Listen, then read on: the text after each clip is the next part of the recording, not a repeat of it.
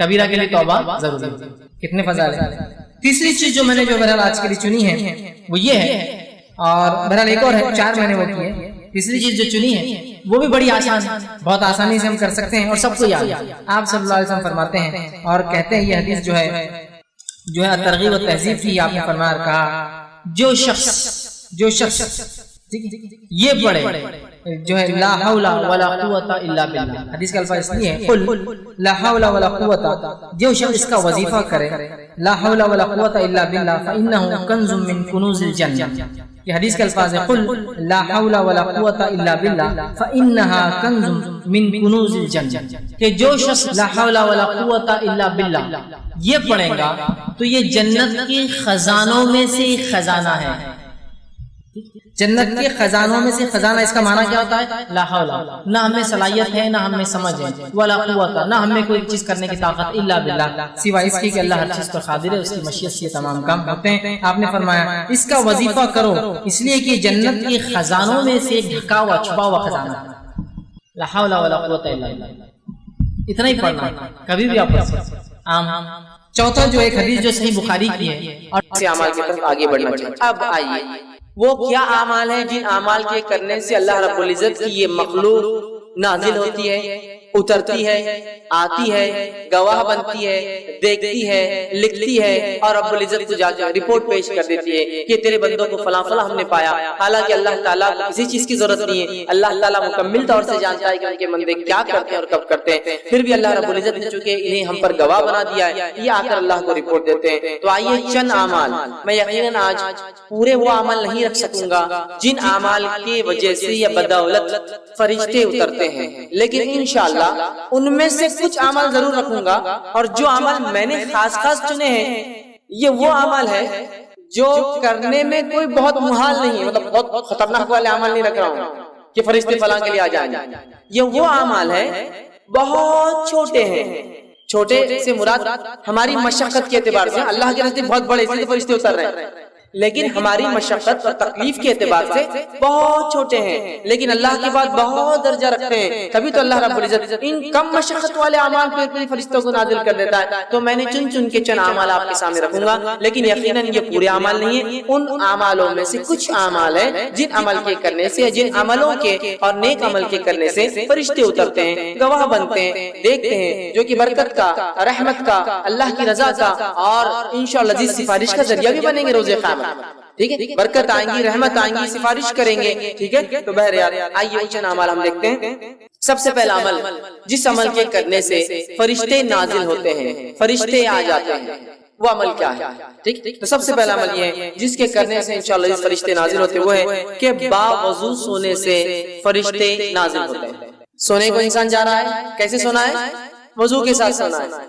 بہت مشقت کا کام نہیں، سوائے کسی کے پاس اگر پانی نہ ہو تو، ورنہ کوئی مشقت کا کام نہیں. انسان نے وضو کیا، اور آج کل تو الحمدللہ میں سمجھتا ہوں ہیٹر کے ساتھ ساتھ کولر بھی ہوتے ہیں حمام کے اندر، کی ٹھنڈا پانی بھی اگر گرمی زیادہ ہوتا اور گرم پانی بھی اگر سردی زیادہ ہوتا تو مشقت کم ہوتی ہے. لیکن ہو سکتا ہے کبھی مشقت ہو یا پانی نہ ملے، تو انسان اگر وضو کر کے سوتا ہے اور اگر اس حدیث کے عمل کے مطابق اس سے تو فرشتے نازل ہوتے ہیں، تو پھر میں سمجھتا ہوں یہ بہت ہی جو ہے نیکی کا اور برکت کا باعث بنتے ہیں. چونکہ فرشتے ہر کسی کے لیے نہیں آتے. بات یاد رکھیے، یہ بات بھی بہرحال یاد رکھیے، فرشتے ہر کسی کے لیے نہیں اترتے ہیں. جن سے رب راضی ہوتا ہے، آیت ہم دیکھ چکے، جن سے رب راضی ہوتا ہے انہی کے لیے اترتے ہیں. تو لہٰذا باوضو ہو کر جو شخص سوتا ہے، فرشتے اس کے لیے اترتے ہیں اور نازل ہوتے ہیں. صحیح الجامع کی روایت ہے، نبی اکرم صلی اللہ علیہ وسلم فرمایا، عبداللہ بن عباس رضی اللہ عنہما اس کے راوی فرماتے اور کہتے ہیں، اللہ کے رسول صلی اللہ علیہ وسلم فرمایا اور کہا، ان جسموں کو پاک کرو، ان جسموں کو پاک کرو، صاف کرو، دھو، اس کا معنی ہے پاک کرو، اللہ تعالیٰ تمہیں پاکیزگی عطا فرمائیں گا. اگر جسموں کو پاک کرو گے تو اللہ پاکیزگی اعمال کے اعتبار سے، سوچ اور وچار کے اعتبار سے انشاءاللہ عطا فرمائیں گے. تو اسلام میں پاکیزگی بڑی اہم چیز ہے. اور جب میں پاکیزگی کی بات کر رہا ہوں تو اپنے گھر کے حد تک کی پاکیزگی کی بات نہیں ہو رہی ہے. پاکیزگی اپنے جسم کی، پاکیزگی جہاں ہم رہتے ہیں اس کی، پاکیزگی ہمارے محلوں کی، پاکیزگی جو ہمارے شہروں کی، اور پاکیزگی ہمارے ملکوں کی. ظاہر ہونا چاہیے کہ ہاں یہ مسلمان ہیں اور یہ ایک پاک باز قوم ہے، اس لیے کہ ان کا دین انہیں ہر چیز میں صاف ستھرائی کا حکم دیتا ہے، اور اسلام اتنا پاکیزہ دین ہے. میں آپ کو کیا بتاؤں کہ نبی اکرم صلی اللہ علیہ وسلم جب کھانے کے لیے جاتے تو آپ ہاتھ کو دھویا کرتے، ہاتھ کو دھویا کرتے، مطلب کھانے سے پہلے ہاتھ دھونا یہ اتنا اہم عمل ہے. یہ میں اس لیے آپ کو رکھ رہا ہوں کہ دنیا کے اندر یونیسیف کی طرف سے یا ورلڈ ہیلتھ آرگنائز WHO کی طرف سے ایک دن دنیا بھر میں منایا جاتا ہے ہینڈ واشنگ ڈے، تاکہ لوگ عادی ہو ہاتھ دھو چکے. اکثر لوگ بغیر ہاتھ دھو کے کھانا کھاتے ہیں، اور اکثر بیماریوں کی وجہ سائنسی اعتبار سے بغیر ہاتھ دھو کے کھانا کھانا. تو ایک دن ہے پورا سال میں منایا جاتا ہے، صرف ہاتھ دھونا سکھایا جاتا ہے. ہمارے دین نے تو سکھا دیا کہ ہمارے ربی تو 5 وقت وضو کے علاوہ غسل کے علاوہ کھانے سے پہلے ہاتھ دھوتے، اور صفائی پاکیزگی کا تو یہ معاملہ ہے. تو ان جسموں کو پاک کرو، اللہ تمہیں پاکیزگی عطا کرے. جو بندہ بھی طہارت کی حالت میں سوئے، یقیناً ایک فرشتہ اس کے ساتھ رات بسر کرتا ہے. جو انسان وضو کے ساتھ طہارت کے ساتھ سوئے تو اس کے لیے ایک فرشتہ رات بھر ساتھ بسر کرتا ہے. جب بھی وہ شخص رات کی کسی وقت کروٹ لیتا ہے، ادھر سے ادھر یا ادھر سے ادھر ہوتا ہے، تو فرشتہ کہتا ہے اے اللہ اپنے بندے کو اس کو معاف فرما دے. یقیناً یہ وضو کر کے سویا تھا. سبحان اللہ، وضو کر کے سویا، رات میں کروٹ لے رہا ہے، آرام اس کو مل رہا ہے، ایک فرشتہ تعینات ہے رات بھر دیکھ رہا ہے. جب بھی اس نے کروٹ بدلی وہ اللہ سے دعا کرتا ہے اللہ اس کی مغفرت کر دے، اس کو بخش دے. وجہ یہ وضو کر کے سویا تھا، تیرا پاکیزہ بن جائے. دیکھیے کتنی بڑی بات ہے صرف وضو کر کے. اور یہ وضو کر کے سونا یاد رکھیے اس حالت میں بھی ہے کہ اگر آپ کو غسل نہ بھی ہو تو، اس لیے کہ وضو ایک مستقل عبادت ہے. غسل ہونا نہیں ہونا ایک دوسری چیز ہے. حالانکہ غسل اگر نہ ہو تو وضو سے آپ عبادت نہیں کر سکتے، لیکن وضو خود عبادت ہے. نبی اکرم صلی اللہ علیہ وسلم جنابت کی حالت میں ہوتے، جنوبی ہوتے، لیکن آپ جب اپنے بیویوں سے ملتے تو سونے سے پہلے آپ نے فرمایا اگر غسل نہ کر سکے تو وضو کر لیا کرو. اس لیے کہ جنوبی مطلب جو آدمی جنابت کی حالت میں ہوتا، بیوی سے ہم بستری کیا ہوتا ہے، فرشتے اس سے دور بھاگتے ہیں، لیکن وضو کرنے سے نزدیک آ جاتے ہیں. تو وضو کر کے آپ وضو مستقل عبادت ہے. تو وضو کا معمول رکھیے، وضو سے سویا کیجئے. غسل ہو نہ ہو، عورتیں ناپاکی کریں لیکن وضو کر کے سوئے. حدیث میں وضو کرنے والے کی فضیلت ہے. انسان جنابت کی حالت میں وضو کر کے سوئے، اس لیے کہ وضو کرنے والے کی کروٹ پر فرشتہ کھڑا ہے، انتظار کر رہا ہے. کروٹ بھی وہ دعا کر رہا ہے. فائدہ تو ہمارا ہم نہیں لے رہے ہیں، اور ایک فرشتہ ہمارے لیے مغفرت کی دعا کر رہا ہے. تو یہ مخلوق اللہ کی بڑی پاکیزہ مخلوق ہے. اگر یہ دعا کرتے ہیں تو یہ عمل کوئی معمولی اللہ کے نزدیک نہیں ہے، بڑا اہم عمل ہے. وضو کا عادت بنا لیجیے، دن ہو رات ہو وضو ٹوٹے کہ دوسرا وضو کر لیں، وضو ٹوٹے کہ دوسرا وضو، ایک عادت بنا لیجیے تاکہ انشاءاللہ جس موت بھی آیا تو وضو کی حالت میں انسان چلے جاتے. تو بڑی اہم چیز یاد رکھیے. تو وضو کا معاملہ رکھے. اور ان لوگوں کے لیے اس میں بہت بدبختی کی علامت ہے جو طہارت سے دن میں بھی رہتے رات میں کیا وضو کر کے سوئیں گے. بدبختی ہے نا، ظاہر سی بات ہے. ایسے لوگوں کے لیے فرشتے تھوڑی آئیں گے، شیاطین ساتھ رہیں گے ان کے، تو ہے نا. تو بہرحال کتنی بڑی فضیلت وضو کی آتی ہے. دوسرا وہ کام جس کے کرنے سے فرشتے نازل ہوتے ہیں، فرشتے اترتے ہیں، دعائیں کرتے ہیں. اور ظاہر سے فرشتوں کا اترنا یہ بہت سارے معنوں میں لیا جا سکتا ہے. دعا کرتے ہیں، مغفرت کی دعا کرتے ہیں، رحمت کی دعا کرتے ہیں، برکتیں لاتے ہیں، نصرت اور مدد کرتے ہیں. ٹھیک ہے، بہت سارے معنی ہو سکتے ہیں اس کے ان کے اترنے کے. کئی چیزیں یہ کر سکتے ہیں اگر یہ اترتے ہیں تو یہاں دوسری چیز جس چیز کے کرنے سے حدیث میں آتا ہے کہ فرشتے نازل ہوتے ہیں، اس چیز میں سے ایک چیز ہے اہل ذکر کی مجالس. ایسے لوگ جو اللہ کا ذکر کرتے ہیں ان مجالس کو بھی فرشتے گھیر لیتے ہیں. مطلب ان کے لیے نازل ہوتے، اترتے ہیں، نہ صرف اترتے ہیں بلکہ گھیر لیتے ہیں. آئیے تھوڑا سا حدیث کو جو کہ بخاری کی روایت ہے، میں حدیث کے پورے الفاظ آپ کے سامنے رکھنے کی کوشش کرتا ہوں کہ کیا فائدے اللہ کے ذکر کی مجلس کے. اور اللہ کے رسول نے لعنت بھیجی ایسی مجلسوں پر جو اللہ کے ذکر سے شروع اور ختم نہیں ہوتی ہے. تو آئیے سنیے بخاری کی روایت آپ سے فرماتے ہیں اللہ تعالیٰ کے کچھ فرشتے ایسے ہیں جو ذکر کرنے والی مجلسوں کو، مجلس مطلب کچھ لوگ بیٹھے اللہ کے ذکر سے ہر بار مراد نہیں کیا بیٹھ کے سبحان اللہ انشاءاللہ ماشاءاللہ کہتے رہے، بلکہ اس کا معنی یہ جہاں بھی اللہ کا ذکر ہوتا ہے بات ہوتی ہے. تو آپ فرماتے ہیں ذکر والوں کو تلاش کرتے ہوئے جو ہے راستوں میں گھومتے پھرتے رہتے ہیں. جب وہ کسی ایسی جماعت کو، ایسی مجلس کو پاتے ہیں جو اللہ کا ذکر میں مصروف ہوتی ہے تو وہ ایک دوسرے کو پکار کر کہتے ہیں آ جاؤ جو کام کے لیے آئے تھے یہاں ہو رہا ہے. اللہ فرشتے اپنی پیٹرولنگ پہ نکلے ہوئے گھوم رہے ہیں، تلاش کر رہے ہیں لوگ. جیسے ان کو اپنے ٹارگٹ آڈینس مل گیا فوراً کہا چلو سب آ جاؤ ادھر ایک کام ہو رہا ہے جس کے لیے ہم گھوم رہے تھے. پکارتے اور کہتے ہیں کہ ادھر آؤ، یہاں تمہاری حاجت جو چیز کے لیے نکلے طلب کی چیزیں وہ یہاں ہے. وہ اہل مجلس کو آسمانی دنیا تک اپنے پروں سے ڈھانپ لیتے ہیں اور اتنے جمع ہوتے ہیں چونکہ ان کو پر ہوتے ہیں اور ایک پر ایک تہبت پہلے آسمان تک چلی جاتی ہے ان کی جو ہے تعداد. اتنا گھیرتے ہیں اس مجلس کو کہ یہاں جہاں ذکر ہو رہا ہے وہاں سے لے کر فرسٹ اسکائی تک، پہلے آسمان تک بولے مجلس کو اپنے پروں سے ڈھانک لیتے ہیں. جب وہاں وہ وہاں سے فارغ ہو کر جو ہے اللہ کے پاس جاتے، مجلس ختم ہو گئی وہ اللہ کے پاس چلے گئے اپنا کام کر کے، چونکہ ان کا کام یہی ہوتا ہے صرف ذکر والوں کی مجلسوں کو نوٹ کرے اور چلے جائے۔ تو وہ جو ہے ان کا رب ان سے پوچھتا ہے، حالانکہ اس کی سب پتا ہوتا ہے، اللہ پھر بھی ان سے سوال کرتا ہے، حالانکہ اللہ کو حاجت نہیں، اسے پتا ہے کہ کیا ہوا تھا، سوال کرتا ہے اور جو ہے وہ پوچھتا ہے، اللہ تعالیٰ کہتا ہے میرے بندے کیا کہہ رہے تھے، کیا کر رہے تھے، کیا کہہ رہے تھے وہ؟ تو فرشتے جواب دیتے ہیں وہ تیری تسبیح، تکبیر، تحمید اور تمجید بیان کر رہے تھے، تیری بزرگی، پاکیزگی، بڑائی بیان کر رہے تھے وہ لوگ۔ پھر اللہ تعالیٰ ان سے پوچھتا ہے کیا انہوں نے مجھے دیکھا ہے؟ کیا وہ لوگ جو میرے بارے میں اتنا کچھ کر رہے تھے کیا مجھے دیکھا ہے؟ فرشتے کہتے ہیں اللہ کی قسم انہوں نے تجھے نہیں دیکھا، اللہ تیری قسم تجھے دیکھا نہیں انہوں نے، پھر بھی کرتے ہیں دیکھا ہے۔ اللہ تعالیٰ فرماتا ہے اگر وہ مجھے دیکھ لے تو ان کا کیا حال ہوگا؟ پھر جب بغیر دیکھے وہ یہ سب کر رہے تھے اپنی مجلسوں میں، تو اے فرشتوں اگر مجھے دیکھ لے تو کیا ہوگا؟ تو فرشتے جواب دیتے ہیں، فرماتے ہیں فرشتے ایسے کرتے ہیں اگر وہ تجھے دیکھ لے تو تیری اس سے بھی زیادہ عبادت کرنے لگیں گے۔ اگر دیکھ لے، جب نہیں دیکھا تو اتنی کر رہے تھے، اے اللہ اگر دیکھ لے تو بہت کریں گے، آگے یہ ہوتا ہے اس سے بھی زیادہ تیری بزرگی جو ہے اور اس کی جو بڑائی بیان کریں گے، پاکیزگی بیان کریں گے۔ تو اللہ تعالیٰ سوال کرتا ہے وہ کیا مانگ رہے تھے، کیا مانگ رہے تھے، ان کا سوال کیا تھا جو چیز مانگ رہے تھے؟ فرشتے فرماتے جواب دیتے ہیں وہ تجھ سے تیری جنت مانگ رہے تھے۔ انسان ظاہر سی بات ہے دنیا میں کوئی عمل کیوں کرتا ہے؟ جنت کا متلاشی طلبگار ہوتا ہے، تو وہ تجھ سے تیری جنت مانگ رہے تھے۔ اللہ تعالیٰ فرماتا ہے اور کہتا ہے کیا انہوں نے میری جنت دیکھی ہے جو مانگ رہے تھے مجھ سے؟ تو فرشتے کہتے ہیں اللہ تیری قسم انہوں نے جنت دیکھی نہیں ہے۔ اللہ فرماتے ہیں اگر دیکھ لے تو وہ کہتے ہیں اگر وہ جنت دیکھ لے تو کیا ہی حال ہوگا ان کا، مطلب اور بڑھ چڑھ کے کریں گے۔ اگر ایک انسان کو یہ کہا جائے کہ یہ ملیں گا، 10ویں پاس ہو جاؤ تو گاڑی دلائیں گے، گاڑی آئی نہیں آتی ابھی تو خوشی کی لہر دوڑ اٹھتی، تو اللہ پوچھتا ہے کیا جنت دیکھی ہے کیا انہوں نے؟ وہ فرشتے کہتے ہیں اللہ تیری قسم جنت نہیں دیکھی۔ تو اللہ پوچھتا ہے اگر دیکھ لے تو کیا حال ہوگا ان لوگوں کا؟ تو وہ جو ہے اسے اگر دیکھ لے تو اس کے لیے ان کی حرص طلب اور شدید ہو جائیں گے، اللہ اگر تو دکھا دے تو بہت شدت سے وہ اعمال کریں گے جس اعمال کی وجہ سے تو جنت دیتا، بہت شدید طلب ان کی بڑھ جائیں گی اور اس میں ان کی رغبت اور زیادہ ہو جائیں گی۔ اللہ تعالیٰ پوچھتا ہے وہ کس چیز سے پناہ مانگ رہے تھے؟ چلو مان تو جنت رہتے لیکن کس چیز سے میری پناہ چاہتے تھے؟ تو فرشتے کہتے ہیں، عرض کرتے ہیں وہ جہنم کی آگ سے تیری پناہ مانگ رہے تھے اللہ۔ تو اللہ تعالیٰ سوال کرتا ہے کیا انہوں نے جہنم کو دیکھا ہے؟ تو فرشتے جواب دیتے ہیں، فرماتے ہیں، عرض کرتے ہیں تیری قسم اللہ انہوں نے جہنم کو ابھی دیکھا نہیں ہے۔ اللہ تعالیٰ فرماتا ہے اگر دیکھ لے تو کیا حال ہوگا؟ تو فرشتے کہتے ہیں اگر دیکھ لے تو اس سے کہیں زیادہ اور بھاگیں گے اور دوڑیں گے، عمل کریں گے۔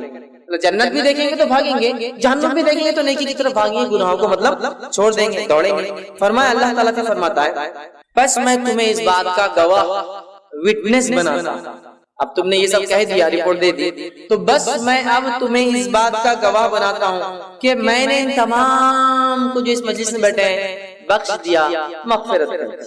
تاثر فرماتے ہیں جو فرشتوں کا اللہ یہ کہتا ہے اس مجلس میں سے، فرشتوں کی مجلس میں گروپ میں سے کہتا ہے، ایک فرشتہ سوال کرتا ہے اللہ آپ سب کو بخش دے رہے، تو سب کو معاف کر دے رہا ہے مجلس میں، حالانکہ اس مجلس میں کچھ ایسے بندے تھے جو ایسا جا رہے تھے، جاتے جاتے 2 منٹ آ کر بیٹھ گئے، مطلب تھوڑی دیر آ کر بیٹھ گئے، ان کی نیت بھی نہیں تھی، ان کا کوئی انٹینٹ نیت بھی نہیں تھی کہ اس مجلس میں خاص آئے اس کے لیے سفر کرے، بس ایسے گزر رہے تھے، کسی نے دیکھا مجلس چل رہی ہے، آئے مجلس میں بیٹھے، کچھ باتیں مجلس میں سن لی، ٹھیک ہے۔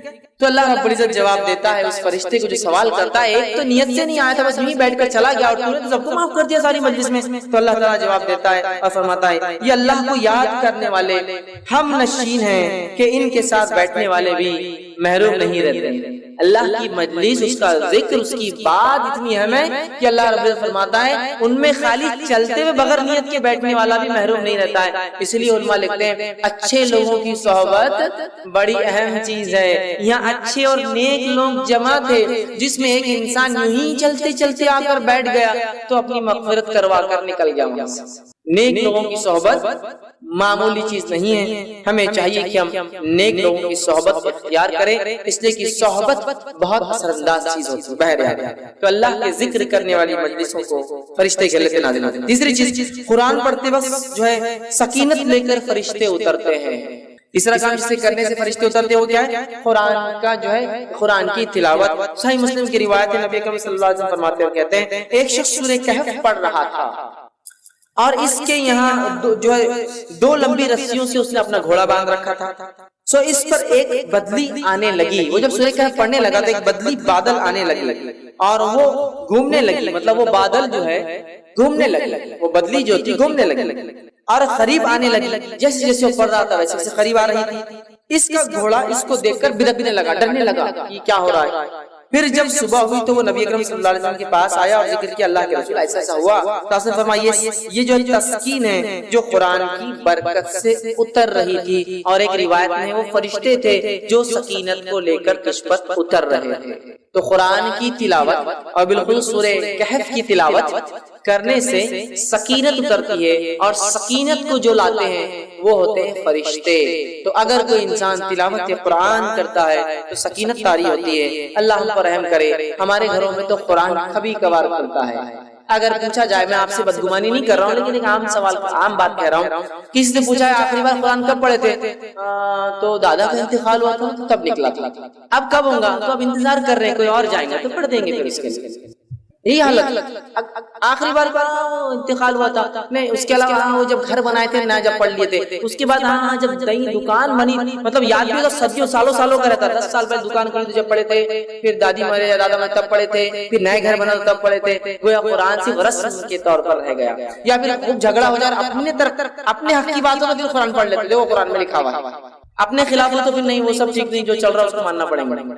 تو قرآن سے آج دوری ہے. صرف قرآن پڑھنے والے کے لیے اگر سکینت اور فرشتے اترتے ہیں تو پڑھ کر عمل کر کے اس کو دوسروں تک پہنچانے والوں کے لیے کیا کیا نہیں ہوتا ہوں. اگر سٹارٹنگ میں یہ حال ہے تو جب شروعات اس درجے کی ہے تو خاتمہ کس انداز کا ہوگا, یہ اندازہ لگا لیجیے. اسی طرح فرشتے جن لوگوں کے لیے اترتے ہیں ان میں سے ایک ہے مسجد میں قرآن پڑھنے اور پڑھانے والوں پر فرشتے نازل ہوتے ہیں.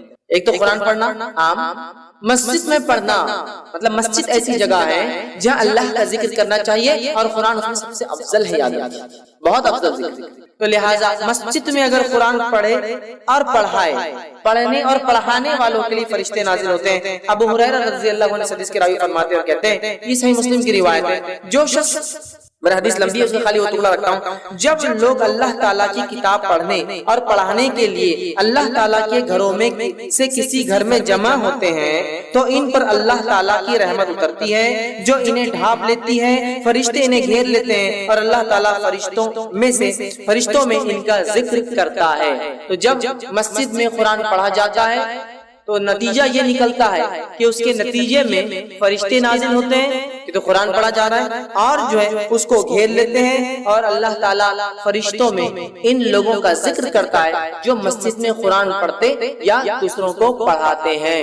ٹھیک ہے, تو ہمیں معمول بنانا چاہیے کہ اللہ کے گھروں میں اللہ کی کتاب پڑھی جائے, اور بالخصوص کیونکہ ہم لوگ عربی زبان نہیں جانتے, اس کا ضرور اہتمام ہو کہ ہمارے مسجدوں یا گھروں میں جب قرآن پڑھا جائے تو ترجمہ بھی ساتھ پڑھا جائے, اور ہو سکے تو ایک قدم اور آگے بڑھ کے تفسیر بھی ضرور پڑھی جائے. اس میں کھلے طور سے کہتا ہوں جو بہتر لگتا ہے پڑھیے آپ کے نزدیک, میں کوئی نام بھی نہیں لیتا ہوں, بس اللہ کی کتاب کو کھولیے, چونکہ اللہ کی کتاب کی خصوصیت ہے. علامہ ابن تیمیہ رحمہ اللہ فرماتے ہیں کہ جب کوئی شخص قرآن کی غلط تفسیر کرتا ہے تو اگلی آیتیں فوراً اس کو رد کر دیتی ہیں. تو اس لیے ہمارا ایمان اور عقیدہ ہے کوئی اس کی غلط نہیں کر سکتا جب بھی پکڑا جاتا ہے, اور کہیں نہ کہیں لوگ نکل کر پھر صحیح چیز کی طرف آتے ہیں. میں کہتا ہوں پڑھیے تو صحیح, عادت تو ڈالیے نا, تم کون سی جماعت کے بلبل کون سا پڑھنا, ارے جو تم کو پسند ہے بھیا, میں بولتا بھی نہیں ہوں. شروعات تو کرو, پڑھو تو صحیح. نماز پڑھو تو کوئی یہ نہیں بول سکتا نماز پڑھو کا معنی ایکسرسائز کرو, نماز ہی بولیں گے نا.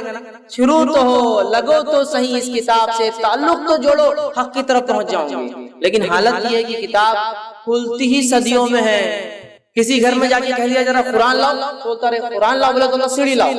آپ بولتے قرآن لاؤ, بول رہے مطلب سیڑھی, وہ اوپر رکھا ہوا رہتا ہے نا, وہ وہاں تو سیڑھی لگتی ہے اس کے لیے, وہ تو لیڈر کے بغیر اوپر چڑھ بھی نہیں سکتے ہم. ٹھیک ہے, سیڑھی لا کے اس کو پورا وہ آپ کے ایئر کلینر سے پورا صاف کرنا پڑتا, کیونکہ سردیوں کی دھول ہے. پھر وہ نکل کے آتا اور پھر پڑھا جاتا, پھر تعریف بھی ہوتی ہے, ہمارے شگڑ دادا نے لائے تھے تب کا ہے. ارے میرے بھائی سبحان اللہ, اتنے دن کا بچہ کیوں ہو قرآن استعمال ہو کے, چونکہ دنیا کے اوراق پڑ جاتے ہیں, استعمال کر کے ختم کر دینا تھا, نہ لانا چاہیے تھا. رکھا کیوں کہ اللہ کی کتاب گائیڈ بک جو کتاب رہنمائی دیتی دنیا میں, اس کو اتنا صاف ستھرا کیا پڑھو, پڑھ کے اس کو استعمال کرو, اس کے اوراق ڈھیلے ہوں گے, پھٹ جائیں گے, نئے لانا پڑیں گے. اور یہ مطلوب بھی یاد رکھیں، قرآن کو پڑھنا نہیں، پڑھنے سے اس کتاب کی حالت ہو جاتی ہے. دیکھیے جو قرآن بچے طالب علم حافظ بنتے ہیں ان کے قرآن کی حال دیکھیے کیسے جاتے ہیں، پڑھنے سے اب پیچھے کا ورق پڑ جاتا ہے، سامنے کے 4 چیزیں پڑھ گئے، بیچ کے ورق. کیوں؟ اس لیے کہ وہ استعمال کر رہا ہے نا اس کتاب کو، یوز کر رہا ہے، تو دنیاوی کاغذ تو خراب ہو جاتا ہے. تو ہماری تو یہ حالت ہے، پڑھنے پڑھانے کا نظم ضرور بانی. اسی طرح وہ عمل جس کے کرنے سے فرشتے نازل ہوتے ہیں اس میں سے ایک عمل ہے سوتے وقت آیت الکرسی کا پڑھنا. اس سے فرشتے نازل ہوتے ہیں. اور اتنا سادہ، اتنا آسان، اتنا چھوٹا عمل ہے آیت الکرسی. 10 جملے اس میں، صرف آیت تو ایک ہی ہے لیکن جملے 10 ہے اس میں. 10 جملے ایک آیت، وہ بھی نہیں ہوتا سوتے وقت. اور ویسے بھی بہت سارے لوگوں کو ذکر کا موقع کہاں ملتا ہے، ٹی وی دیکھتے دیکھتے آنکھ بند ہوتی، ٹی وی چالو ہے، آوازیں چالو ہے، جب تک آوازیں آئی نیند بھی نہیں آتی. سائیکولوجیکل ڈسٹرب ہو گیا اس کو دیکھ کر، اطمینان کھو بیٹھے ہیں، شور کے اندر نیند آتی. تو پھر وہ دیکھتے ہیں سورے کام اللہ کا ذکر اور کیا ہے آیت الکرسی پڑھا کیجئے. صحیح بخاری کی روایت ہے، ابو ہریرہ رضی اللہ عنہ فرماتے ہیں، حدیث بہت لمبی ہے، اتنا وقت نہیں کیونکہ بہت طویل حدیث ہے، آپ سب جانتے بھی اس روایت کو. ابو ہریرہ رضی اللہ عنہ فرماتے ہیں میں جو ہے زکوٰۃ کی کھجوروں پر مجھے تعینات کیا گیا تھا. رات میں ایک شخص آیا اور زکوٰۃ کی کھجوریں جس جگہ بھر کر رکھی گئی تھی اس کنٹینر کو پکڑ کر چرانے لگا. میں نے جا کر پکڑا اور کہا کہ اب صبح اللہ کے رسول صلی اللہ علیہ وسلم کے پاس لے جاؤں گا. کھجور چرا رہے تھے، زکوٰۃ کا مال چرا رہے تھے. تو کہا نہیں میرے بیوی بچے بہت بھوکے، میں کل نہیں آؤں گا، تم چھوڑ دو. کہا ٹھیک ہے اب کل نہیں آنا. چھوڑ دیتے چونکہ رحم کھا کر کے، یار بیچارہ بھوکے بچے بھی، چلو ٹھیک. صبح اٹھتے فجر میں کہتے اللہ کے رسول رات ایک آدمی آیا تھا کھجور چرا رہا تھا. آپ سے کہا کیا ہوا؟ تو کہا وہ بولا بیوی بچے بھوکے تو میں نے لے جانے دیا. تو کہا ابو ہریرہ آج پھر آئیں گا. اللہ کے رسول نے تو کہا لیکن کہ نہیں آئیں گا. کہا آج آئیں گا. ابو ہریرہ رضی اللہ عنہ فرماتے اب تو میں مستعد تھا چونکہ آپ سے نے بول دیے تھے اب آئیں گا تو بس آنے ہی والا. میں کھڑا تھا اور آیا وہ پھر چرا تھا. پھر میں نے پکڑا، کہا آج تو گیا، اب تو لے جاؤں گا آپ کے سامنے اور صبح ذلیل کروں گا، چوری کر رہا تھا. تو کہا نہیں میرے بیوی بچے کہتے میں پریشان تھا، اب کل نہیں آؤں. یہ وعدہ. کہا ٹھیک ہے چلے رحم کھا لیا. تیسرے دن پھر یہ ہوا، دوسرے دن آپ کے پاس فجر میں ملے. آپ سے فرمایا کیا ہوا رات؟ تو کہا اللہ کے رسول صلی اللہ علیہ وسلم آپ نے کہا تھا وہ آیا اور میں بالکل تعینات تھا. پھر کہاں ہے؟ تو کہا میں نے چھوڑ دیا رحم کھا کر. کیوں؟ تو بولے وہ اس کی بیوی بچے بھوکے تھے. پھر میرے سے بڑی آہ بکا کرنے لگا، گزارش ہے چھوڑ دو. کہا ابو ہریرہ آج پھر آئیں گا. کہا آج پھر تو کہاں جانا؟ تو ابو ہریرہ فرماتے ہیں میں نے سوچ لیا کہ آج تو اس کو نہیں چھوڑوں گا.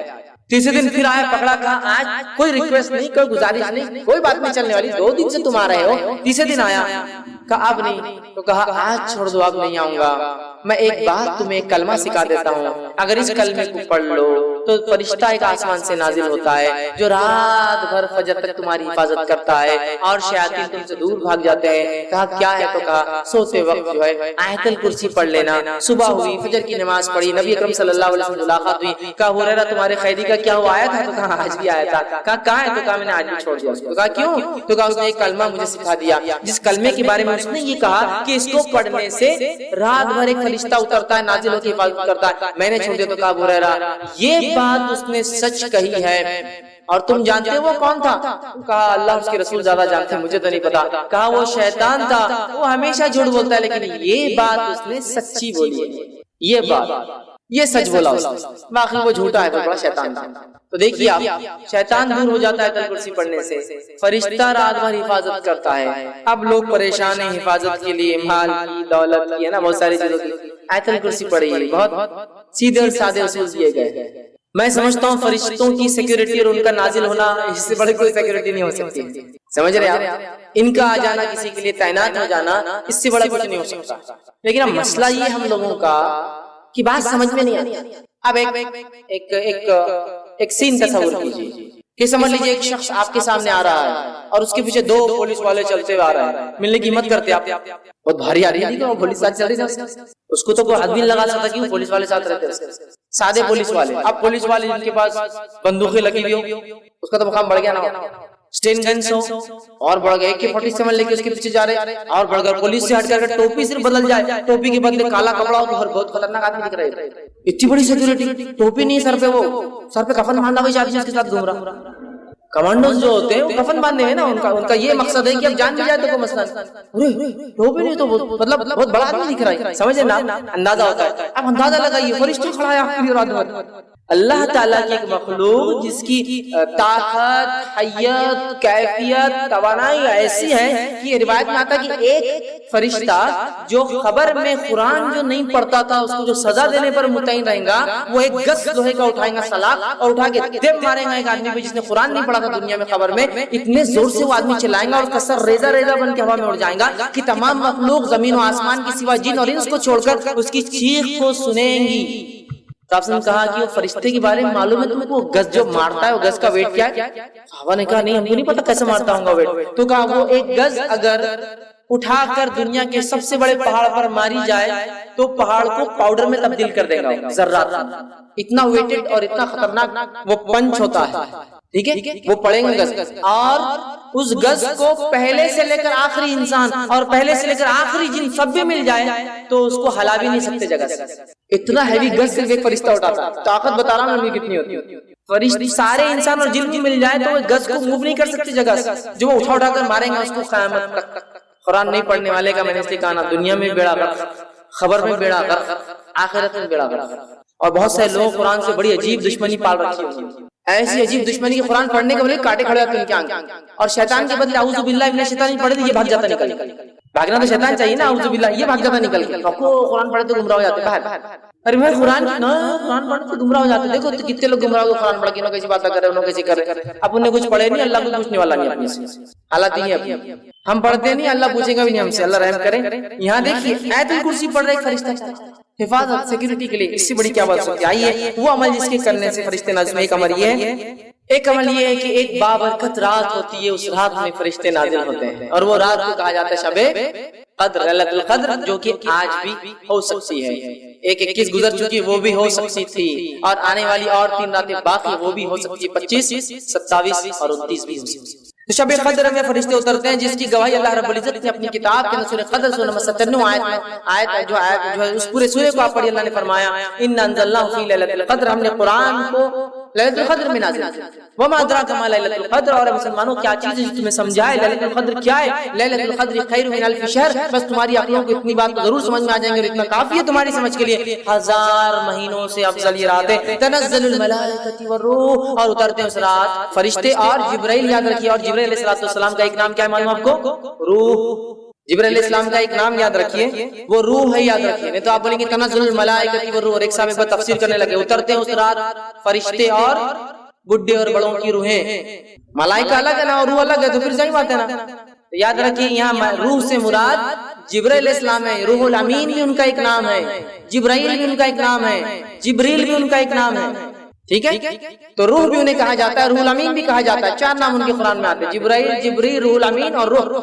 تو اترتے ہیں اس رات جبرائیل سردار فرشتوں کے وہ، اور ساتھ میں پورے لے کر، اور جو ہے وہ رات اتنے فرشتے اترتے ہیں کہ مسند احمد کی روایت میں آپ فرماتے ہیں اس مبارک رات قدر کے اندر فرشتے اتنے نازل ہوتے ہیں جیسے دنیا میں کنکر اتنے نازل ہوتے ہیں۔ اور جو علماء لکھتے ہیں اس کی تفسیر میں کہ شب قدر کو قدر اسی لیے کہا جاتا ہے، اتنے زیادہ فرشتے اترتے ہیں کہ قدم رکھنے کو فرشتوں کو جگہ نہیں ہے۔ اب اس رات کو بھی کیسے مناتے اور کیا حال ہے ہمارا، مجھے زیادہ بولنے کی ضرورت نہیں۔ پہلے تو 5 میں سے 1 ہے تو اپنے لیے تو 1 ہی فکس ہے پہلے سے۔ انڈین لوگوں کو آکرشن کسی نے بتا دیا یا اللہ نے وہی بھیج دی کہ تمہارے لیے 27، کئی کو محنت کر رہے تم 5 راتیں جاگ رہے، 27 کو جاگو، اور 27 کو جاگ کے پوری علامتیں فٹ کر لیتے ہو رات میں، ماشاءاللہ۔ چل بھیا 5 جاگے تو فرق محسوس ہوگا کہ 27 کیا الگ تھی، ایک ہی جاگ کے سب کچھ فٹ کر کے چلو مل کے اپنے 1000 مہینوں کو سب جاؤ اور سو جاؤ۔ 5 تلاش کرنا ہے، نبی اکرم صلی اللہ علیہ وسلم سارا آخری عشرہ جاگ کر عبادت کرتے، اعتکاف میں ہوتے، اور بیویوں کے گھر پہ کسی خادم کو بھیجتے جا کے اٹھاؤ، قدر ہو سکتی ہے آج، جاگو عبادت کرو۔ نہیں 5 رات کون چھٹی دیں گا بھیا، میرے کو چھٹی کہاں ملتی، 5 راتیں کیسے میں جاؤں گا، مشکل ہے۔ ایک دن ملاقات ہو رہے، بھائی بہت آپ کی آنکھیں لال لال دکھ رہی، کیا بات ہے؟ 10 راتوں سے سویا نہیں، کیوں، کیا مسئلہ ہے؟ گھر میں شادی ہے نا، کوئی معمولی چیز ہے کیا؟ ہلدی، مہندی، سانچک، رجگے، شادی، ولیمہ، جماگی، کیا کیا نہیں رہتا، اتنا سب کرنا پڑتا تو رات بھر میں جاگ رہا۔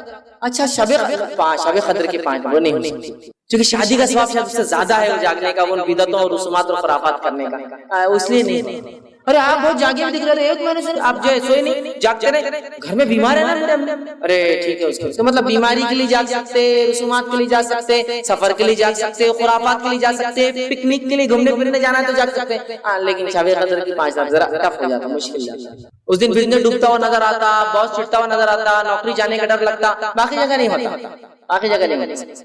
اس رات اترتے ہیں، بہت بابرکت رات ہے، مبارک رات ہے۔ صحیح بخاری کی روایت سے فرماتے کہتے ہیں جس شخص نے حالت ایمان کے اندر جو ہے ثواب کی نیت سے شب قدر میں قیام کیا، عبادت کی نماز پڑھی، غفر لہ ما تقدم من ذنبک، اللہ پچھلے گناہ معاف کر دیتا ہے۔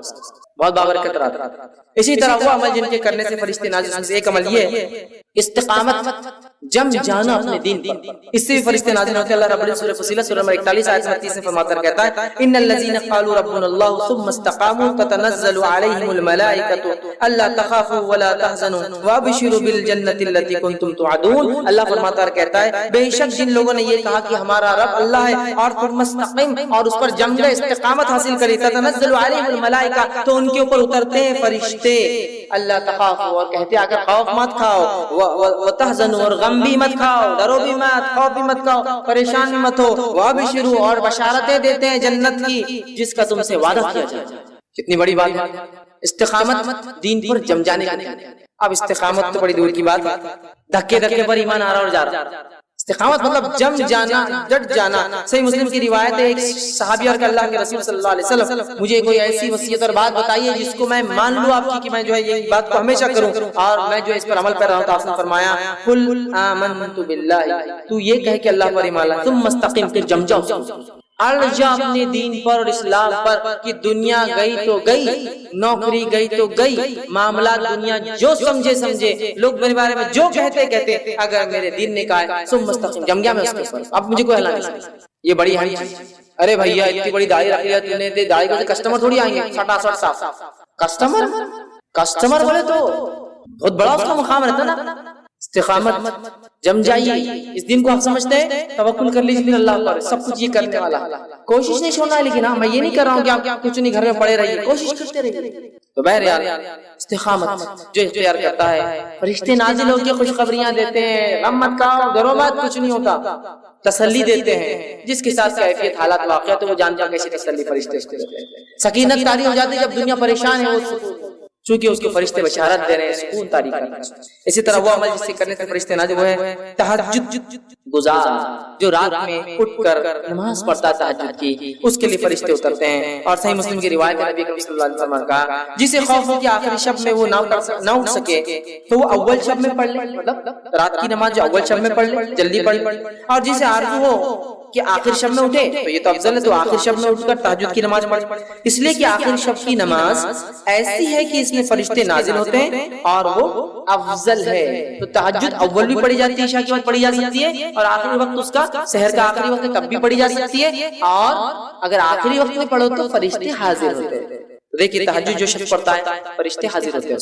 اسی طرح وہ عمل جس سے کرنے سے فرشتے اترتے ہیں، نازل ہوتے ہیں، فجر اور عصر کی نماز کو باجماعت پڑھنا، اس لیے کہ اس کے لیے فرشتے نازل ہوتے ہیں۔ روایت ابن خزیمہ کی صحیح بخاری میں بھی یہ حدیث آتی ہے، نبی کریم صلی اللہ علیہ وسلم نے فرمایا کہ ہر روز فرشتے 2 شفٹ میں چینج ہوتے ہیں، ایک فجر اور ایک عصر، تو لہٰذا تم اس نمازوں کو بالکل نہ چھوڑو، اس لیے کہ جب فجر میں تم نماز پڑھتے ہوں گے شفٹ چینج ہوں گی تو پھر رات کے فرشتے صبح کے فرشتوں سے کہیں گے اور پوچھیں گے کہ بھائی کیا ہوا، رات میں کیا بندے کی حال میں پایا، تو کہیں گے وہ تو نماز پڑھ رہا تھا فجر کی، پھر جب عصر میں آئیں گے پھر شفٹ چینج ہوں گی تو تب وہ فرشتے پوچھیں گے شام کی اس کو کیسے حال میں پایا، تو کہیں گے وہ نماز پڑھ رہا تھا، چونکہ عصر اور فجر یاد ہے۔ تو جو یہ 2 نماز پڑھتے ہیں ان کے لیے فرشتے اترتے ہیں۔ اور جو ہے ابن خزیمہ کی روایت میں الفاظ اضافی یہ ہے کہ فرشتے کہتے ہیں الہی انہیں قیامت کے دن معاف فرما دے۔ جو لوگ فجر اور عصر پڑھتے ہیں فرشتے ان کے لیے کیا کہتے ہیں، اللہ ان کو معاف کر دے۔ اسی طرح وہ عمل جس سے کرنے سے فرشتے نازل ہوتے ہیں، اس میں عمل ہے جمعہ میں اول وقت میں مسجد میں پہنچنا، اس عمل سے فرشتے نازل ہوتے ہیں۔ جمعہ کے دن اول وقت سب سے پہلے مسجد میں آنا، صحیح بخاری کی روایت ہے، نبی اکرم صلی اللہ علیہ وسلم فرماتے ہیں کہ جمعہ کے دن جو ہے فرشتے مسجد کے دروازوں پر کھڑے ہو جاتے ہیں، مطلب اتر جاتے ہیں اور کھڑے ہو جاتے ہیں، اور ہر داخلہ کرنے والے کا نام رجسٹر کرتے لکھتے رہتے ہیں، یہ آیا یہ آیا، اور جو سب سے پہلی صف میں آتا ہے اس کو اونٹ قربان کرنے کا ثواب، صدقہ کرنے کا. جو دوسری صف میں آتا ہے اس کو جو ہے بیل قربان کرنے کا ثواب. جو تیسری صف میں آتا ہے اس کو بھیڑ بکری قربان کرنے کا ثواب. جو چوتھی صف میں بیٹھتا ہے اس کو مرغی صدقہ کرنے کا ثواب. جو پانچویں صف میں آتا ہے اس کو انڈا صدقہ کرنے کا ثواب. پھر جب خطیب خطبہ دینا شروع کر دیتا ہے تو فرشتے لکھنا چھوڑ کر خطیب کا خطبہ سننے کے لیے آ جاتے ہیں. تو گویا جمعہ کے دن فرشتے نازل ہوتے ہیں، جمعہ کی نماز کو اول صفوں میں آنے والوں کے لیے کھڑے ہوتے ہیں، خطیب کی خطبہ شروع ہونے تک لکھتے رہتے ہیں. خطبہ شروع ہونے کے بعد لکھنا بند کر کے آکے وہ کر لیتے ہیں. تو اپنے نام کو ہر جمعہ ضرور رجسٹرڈ کروائے، ہے نا، بولتے ہیں نا، اپنا نام ضرور لکھوائے یا آفس میں ضرور اندراج کروائے، برتھ سرٹیفکیٹ ڈیتھ سرٹیفکیٹ ضرور بنائے. تو میں کہوں ہر جمعہ ضرور جلدی آ کے نام اندراج کروائے. اس لیے حدیث میں 3 جمعہ کوئی نہ آئے تو اللہ اس کے دل پہ مہر لگا دیتا ہے کہ 3